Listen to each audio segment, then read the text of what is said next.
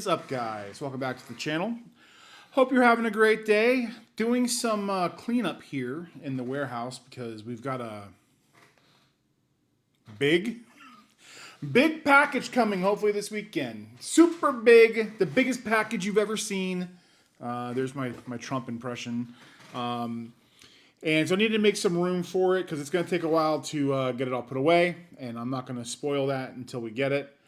But I started thinking about how I'm getting back to kind of like my roots with kind of listing everything and how important velocity and margins and liquidity all matter, because they do.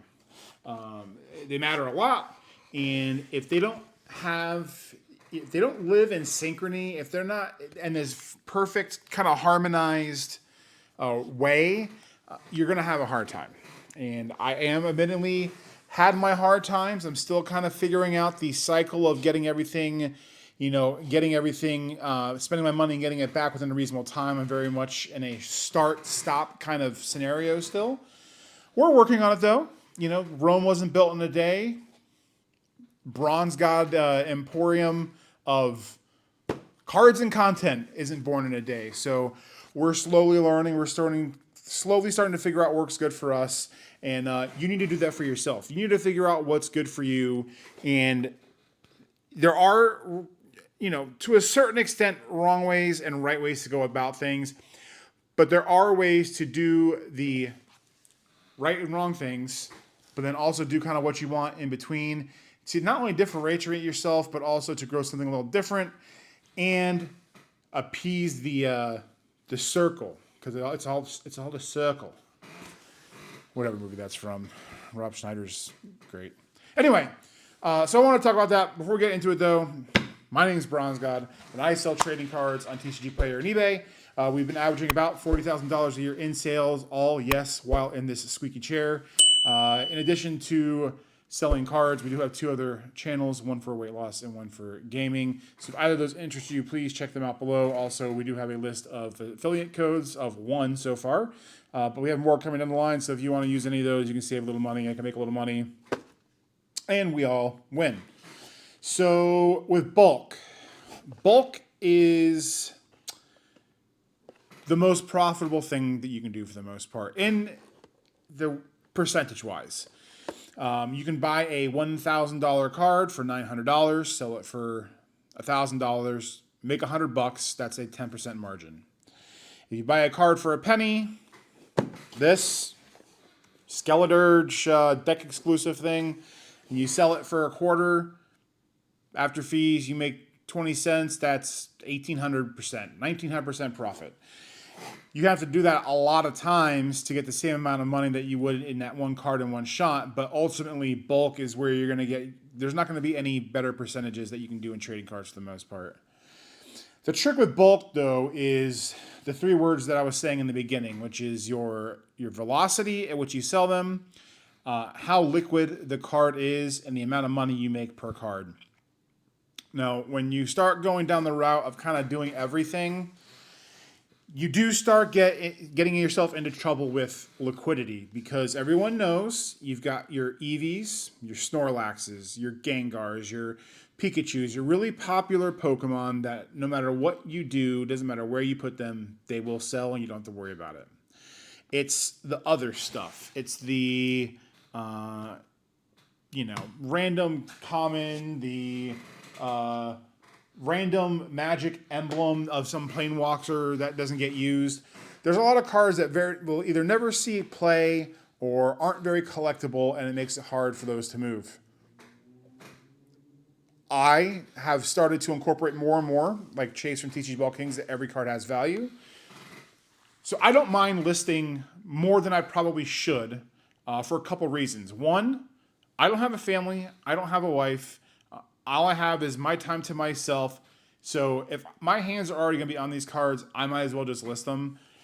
The amount of available time I have, I don't want to spend, constantly having to sift and sort and whatever. It just works for me. It may not work for you. There is no wrong way to do this. So if you can sort through or sift through a bunch of cards, sift at the value, and move it to the next person quickly, I love that for you. I like going a little slower. I like trying to like have everything listed, give it a shot for a little bit, and then if nothing moves, then delist it and move it. But that's where the liquidity matters with these things, because when you're dealing with bulk, you want to get them gone. Now, the idea is the more and more you have, the higher and higher the likelihood that a bigger order might come up. And that's where you have to make a decision. You could be the one that makes that 15 cents, and then you could say maybe your time's not worth it and you want to pass those cards along, and if someone makes 15 cents or a quarter on that, that's perfectly fine. I want to be that guy. I want to be the guy that gets that quarter. I don't care if it costs me a little more upfront time. That might change one day if I have a store. That might change one day if things start really kind of taking off and I have to reassess and resituate things. But right now, it's worth it to me to just have everything listed for the most part and then slowly take away over time. Maybe audit a box and then, trim down to a card. Is it a little more work? Sure. But for me, it's worth it for me for the potential liquidity of other things that may not move as fast. The velocity of them matters too, because with bulk, you can go on eBay and you can list certain cards that you might sell on Tcgplayer for a quarter and make $2 on eBay. But it also depends on the type of card. Let's talk about the Gengar, the Gengars and Pikachus we're talking about. You can list pretty much any Gengar or Pikachu, put it on there for $1.99, $2.49 on eBay, and sell it no matter what. But random Cosmos Hollows, random, what's this? Little like League Championship cards with a little stamp on it. Yes, they sell, but they sell so infrequently compared to how fast you can just sell a bunch of them real quick on Tcgplayer. That's where picking and choosing kind of where you put what matters. I've been starting to incorporate with eBay. I have a lot of Cosmos Hollows, a lot of just random stuff. I'll put it on eBay. I'll let it sit there for a month or two. If it doesn't move, I'll pull it off and sell it on Tcgplayer for less, just to get the cards going. At that point, if I miss out on a sale for $2, but I can put it on Tcgplayer for 40 cents and get that money, I'm going to do it. Could I wait longer and get that $2? Sure. But I've always been I don't want to say I'm a staunch velocity over margins every day, but I like getting cards moving. I don't mind them selling for a little less and me selling them slightly more of them at the expense of a slightly lower margin if I'm dealing with bulk. Because bulk is plentiful, you can get it anywhere, it doesn't matter. I'm willing to give the higher dollar things, the $2, $3, $4 cards. I'm willing to let those sit a little bit, put them in different places to see where they go. But with bulk, I don't care. I don't care. That's why when it comes to this stuff over here, I don't mind listing most of it and just letting it sit. Because I had a lot of success with it. People would come in and buy 80 of this, 60 of that. And for someone who has a store, it's probably not worth it for them to do that. There's probably some of you that I've made friends with or that watch this stuff. It may not be worth it to you, but it's worth it to me, and it makes me happy, and I'm going to keep doing it for the most part. And when you keep the whole triangle of liquidity, margins, and velocity, it really kind of helps you keep in mind how to prioritize things. Because I would admit, and I've admitted it before, I got lost. I got so lost in just bulk. Sort, list, put it all on there. And I was ignoring all the things that would really give me success, to do the things that I would like to do and to be able to dabble in maybe this lower end stuff that could end up being a lack of a better word, a little nest egg for the future. Because these little nickels and dimes and these dimes and quarters, they add up over time. I had it all discombobulated and not doing it in the right order. We've got that fixed, but you have to keep those things in mind. If you're wanting to sell a 1 cent card on eBay for $4.99 and that thing sits there for 9 months and never sells, that's a problem. You should, at that point, if it's a 1 cent card, the margin can be as high as you want on a card, but if it doesn't sell or if the market dictates that's not a proper price for it, it's never going to move. So just throwing it out there and just sitting it there for 2 years in hopes that some guy comes by and pays $5 for it, at that point, it's silly, in my opinion.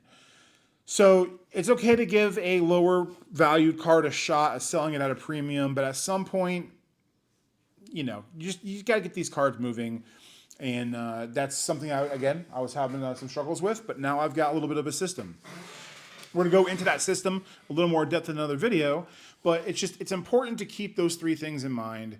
You want to make sure you do what you can with the very valuable time that you have, and making sure that you're getting as much money back as fast as possible while doing the foundational things on the side, like the really low value bulk, doing bulk lots or this, that, the other. Everything's got its place. Everything needs its own attention, and making sure that you pay attention to all three of these, the tripod, the legs of this tripod. Neither one should get all of your attention. You need to do them all.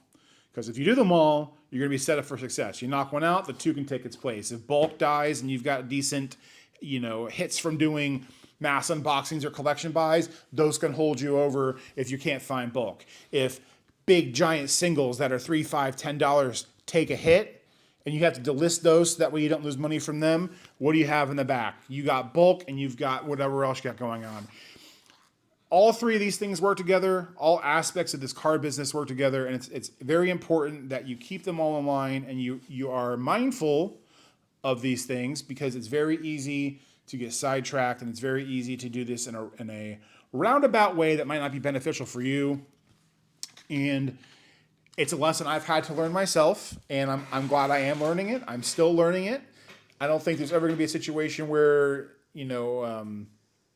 improvement is never going to be a thing I do or any of you do in this business or hobby. Constantly improving, constantly changing, and there's nothing that you can do in this hobby that you can't undo with a little bit of hard work and a little bit of extra time. So keep that in mind going forward. When you start listing cards, when you start doing things, think about how fast it'll move, how much you're selling it for, how many you have, and try to figure out the right place to put these things, so that way you yield the most opportunity and the most money back, so you can do bigger and better things. We're going to be doing bigger and better things. We're already doing bigger and better things, and I'm glad you guys are around. I hope you guys enjoyed that video. Let me know what you think I got right, what you got wrong, what your opinions are on any of that stuff. It did get to be a little bit of a ramble fest like it usually does in a Bronzgod video, but the squeaky chair says it's time to stop. So yeah, there might be a goal for the end of the year. Get Bronze a new chair somehow. I don't know. Anyway, hope you guys have a good day. I will see you in the next one, and take care. Peace.